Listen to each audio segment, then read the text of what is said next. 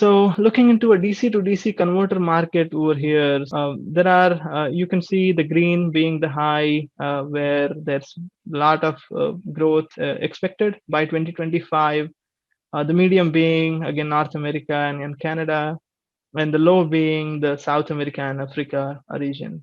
So the DC to DC converter market is gonna be heavily dominated into Asia Pacific region and into Australia as well. So the design of these converters and also traditional inverters is going to be very effective, and also there's going to be growth into these fields.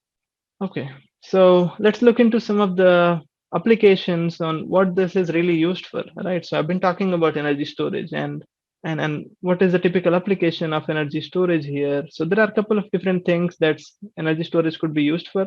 Let's look into a peaker replacement. So this is when there's a huge load demand. So you'd see that sometimes there's a heavy duty cycle where everyone goes to the office, and there's a certain period of time between maybe 8 to 10 a.m. when there is a lot of energy demand. And the conventional power, hydro, or it could be the coal, they're not able to meet this demand quickly. So that's where energy storage comes in, and it can act as a peaker replacement. So taking on that additional load that is in there, and because it can ramp up very quickly, it doesn't take probably 30 minutes or 45 minutes to heat it up and get up to that efficiency. It can be just turned on in 30 seconds, and then you can go and take on the full power in a single switch. So there's this application. There's also distribution. So distribution of energy from the energy storage into the grid. There is a microgrid application, as I mentioned. There's commercial application where there is behind the metering application. So these are basically local owners, maybe like you and me, who could own one of these energy storage inverters and feed the power into the grid, and then you'll get paid for the energy that you feed. So there's been some commercial applications, and there's a demand charge reduction. Sometimes your electric bill can be waived off if you're feeding power. So there's some incentives in there. Then residential applications where owners are buying these and they are building their own power so that they don't have to rely much on the grid to be able to generate power and their loads. On the right side, you'll see these are the different battery technologies which are used in this field. Lithium ion being almost everywhere, because it's one of the familiar technology in the battery. Lithium ion has been there for about last 20-30 years. The main thing being there is the price of the battery of lithium ion is going down quite a bit. It has gone down, if I would say, from about $200 per kilowatt hour, and right now we are into 40s and 50s dollar per kilowatt hour in the last 8 years. So there's been a great reduction into the price. That's what is again driving these applications right now, because we all knew from long time that coal and other sources are not very good for environment, but that doesn't change much unless there's really another alternative which is cheap enough that can be adopted into the market, right? So there's lithium ion and different other batteries, vanadium flow batteries, which are being developed and used. There are carbon batteries and all these different technologies that's in the nascent stages. So energy storage technology, and those were different applications, and now there are different technologies which can produce energy, and some of them might be very unconventional and not much known. Is a compressed air, which is used basically with, compressing the energy and then pressurizing the energy in the air and then using it whenever there's a need to drive a turbine, and flywheel energy. So again, these are not very much used, or there's not much scope for them to increase, but these are the sources. And we look into these are the mechanical or thermal energy storage. As you can see, the size of these are in megawatts, and expected to grow a little bit. but not very much because the efficiency of these are in 50s and 60%. Then we got the chemical energy storage, which are the batteries, the flow batteries, which are again here you could push in any amount of charge into these batteries and then take in any amount of charge at a time. If we have a lithium ion battery, it is basically restricting the flow of the charge. So any applications like our phones and laptops and all these different devices which use the battery, then your charging time is limited. So if you see anyone claiming that they could charge in your phone within 10 minutes or something, so that means they are using a different technology or evolution of the lithium ion. So the flow battery application is where you could push in a lot of that energy and charge things very quickly. Of course, there are certain side effects where you are looking to raise the temperature, so you need certain cooling mechanisms. There's a lot of study that has to be done, but this is again one of the interesting technologies that almost everyone is working on. Then so there's sodium and zinc. Again, these are kind of low cost solutions and but very nascent in the industry. So that's being explored. Lead acid has been there for years now. So it's again being used because it's very cheap. It's also robust, but it's not as fast as lithium ion and other technologies. And again, there are some risks involved in the lead acid being used on the very heavy applications. With all these energy storage, there's a lot of growth where most of the countries across the globe they are building their gigafactories. And again, most of you might have heard about Tesla Gigafactory. So just to show you that, I mean, that's not the biggest gigafactory in the world. So that's about 35 gigawatt per hour, which is one of the biggest in there. But China has got two different gigafactories. The CATL, which is one of the bigger suppliers of these power converters and energy storage in China. It's the biggest in China. They have a 50 gigawatt hour energy of gigafactory, and then Energy Absolute. There's one in Germany, Terra, which is also up to 34 gigawatt hour. So there are different suppliers, as you would see, who have these capabilities across the globe. But so that's where they are producing these different battery packs and modules and also energy storage. So in energy storage inverter, what are we looking here is basically to convert the DC into AC, and then to be able to convert that AC back into DC to charge the battery. And then we are supplying the power to the loads within the rated capacity of inverter. We are looking to support the voltage. So this is one of the common regulation theme. Whenever you turn on a load, the voltage dips. But the new requirements are asking everyone to be very responsive, where you cannot let the voltage dip beyond 5 seconds or so. So that's where the inverters are needed to come in and to be able to pick up those voltage in order of milliseconds or 2 seconds, and to supply or absorb the reactive power to control and modulate the frequencies. There's also anti-islanding applications where you might be disconnected off the grid, but you can still keep operating. So those are some of the key characteristics of the energy storage inverters. So looking into inverter pricing forecast. So this is again very interesting. So there are a bunch of these bands: utility scale, commercial and industrial, residential, and off-grid applications. So for example, if we look into the commercial and industrial application, right now we are looking at somewhere $250 per kilowatt. That's the pricing of an average inverter. And if we look in 2022, it's gonna come down up to probably $170 per kilowatt. There's a substantial reduction within these 4 years, and then it's almost gonna saturate because the electronics cannot, I mean, go down much further exponentially. There's unless we have the technologies like the wide band gap silicon carbide and gallium nitride so matured enough that you could operate through different performance ranges. So again, there's a lot of steep decline in the prices. So that's one of the major factors that's again asking everyone to kind of switch into these technologies, and also providing an incentive for the future.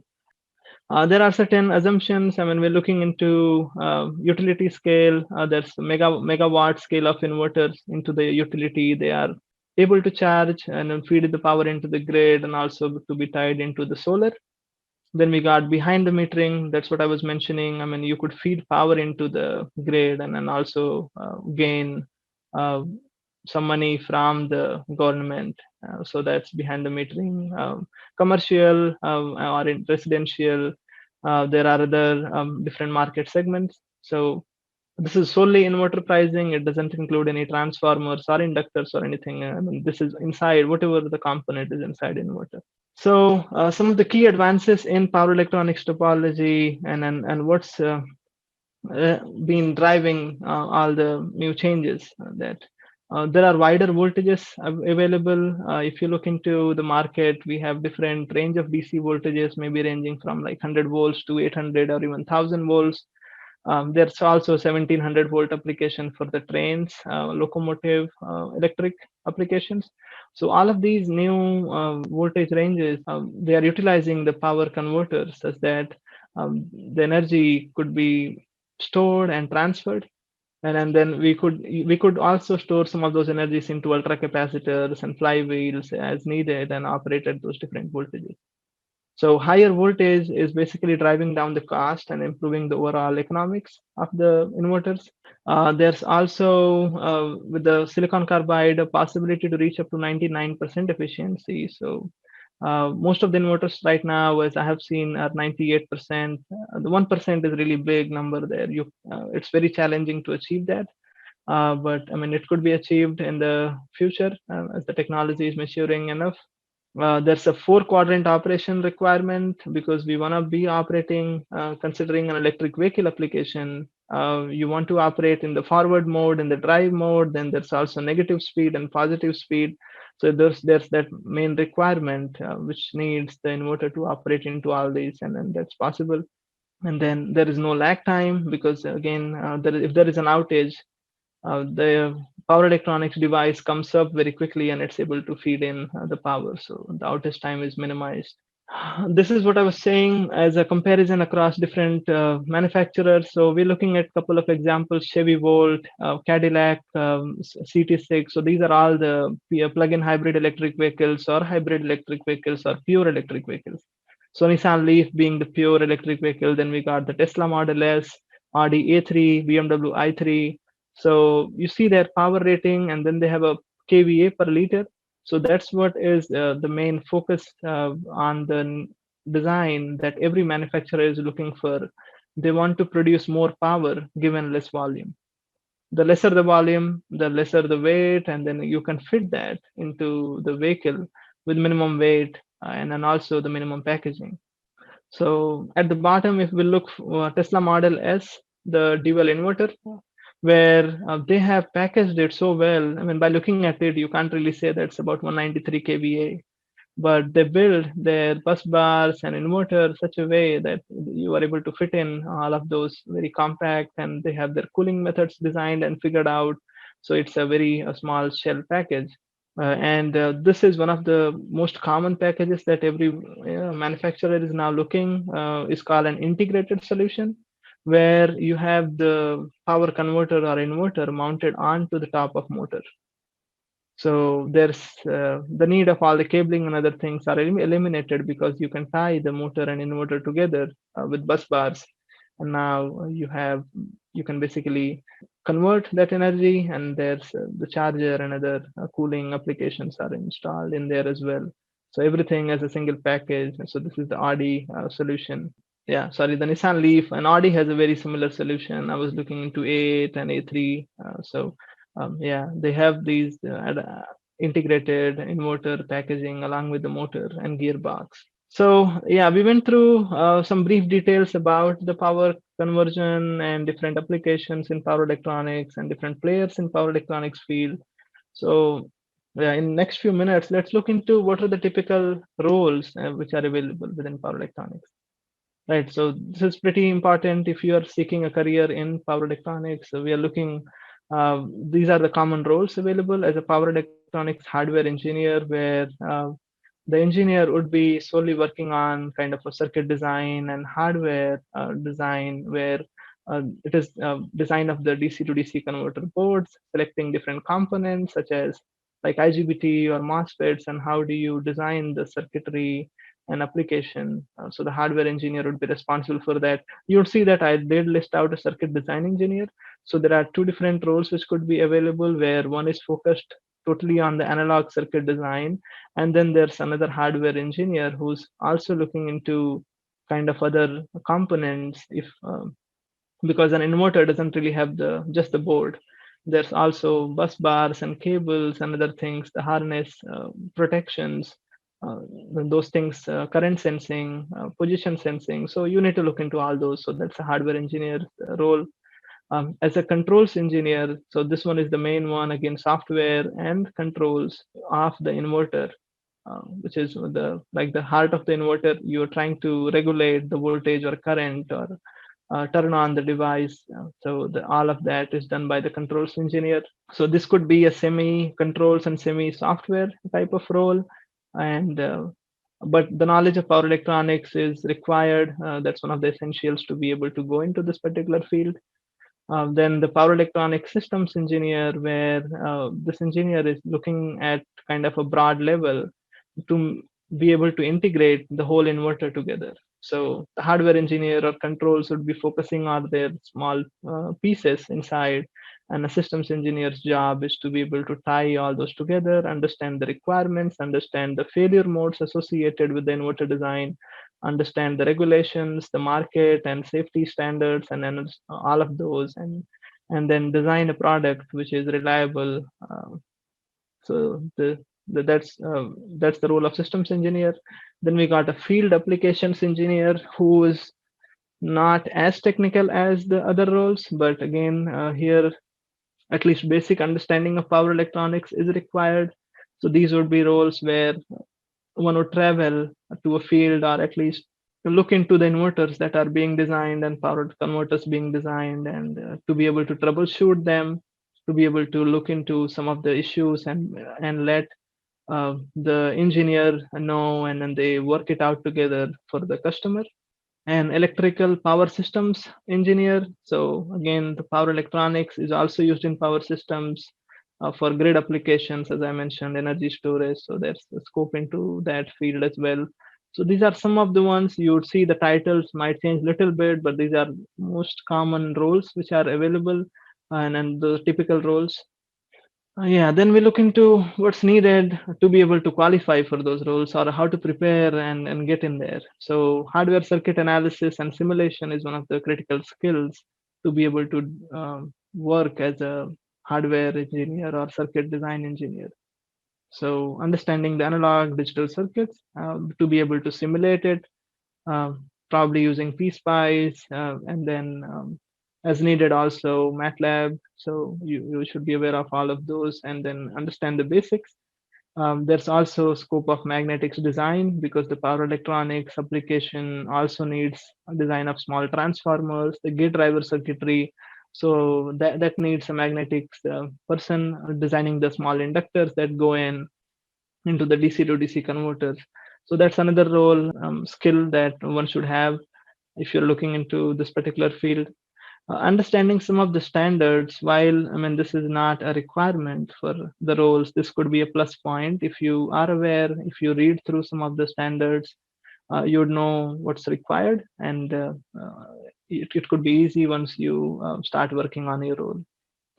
Power electronics controls development, so knowledge of the power electronics is required. So you have all the theory and simulation. This is where most of the work is done in Simulink to simulate the power converter, and then convert that into a code, and then download and test the code.